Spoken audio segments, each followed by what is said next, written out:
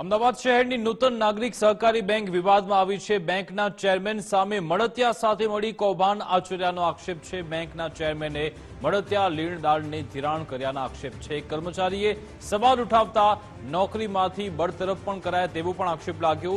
Reserve bank of ઇન્ડિયાના નિયમોનું સરેઆમ ઉલ્લંઘન થતું હોવાના આક્ષેપ છે। ચેરમેન સામે પૂર્વ કર્મચારીએ કરેલા આક્ષેપનો કોર્ટમાં પણ કેસ ચાલી રહ્યું છે। બેંકના ચેરમેન સામે કૌભાંડના આક્ષેપથી ગ્રાહકોમાં ચિંતાનો માહોલ છે। એમણે પૈસા બેંકની જ પાર્ટીને ધીર્યા છે, જે સૌથી પહેલું આરબીઆઈના કાયદા મુજબ મોટો ગુનો થાય છે।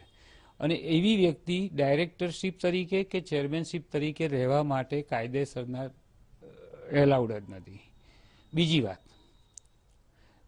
બીજી વાત એવી કે આ પૈસાના આપ્યાના પ્રૂફ શું?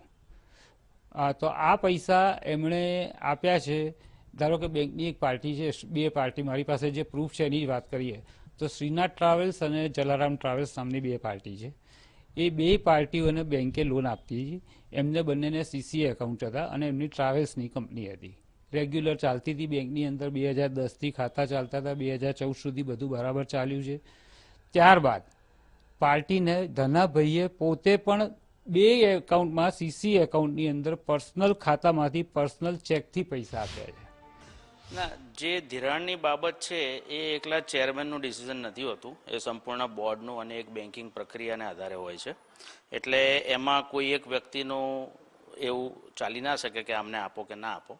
હવે રહ્યો સવાલ જે ધિરાણ ફેલ ગયું હોય કે રિકવરીની વાત હોય, તો બેંકના નીતિ નિયમ મુજબ, કાયદા મુજબ એ બધા જ પ્રક્રિયાઓ હાથ ધરવામાં આવેલી હોય છે। અને જ્યારે આવી મેટર થતી હોય ત્યારે અમારે આરબીઆઈને પણ રિપોર્ટ કરવાનો હોય છે। એટલે એમાં કોઈ એક વ્યક્તિ પર તમે આક્ષેપ કરો એ યોગ્ય નથી।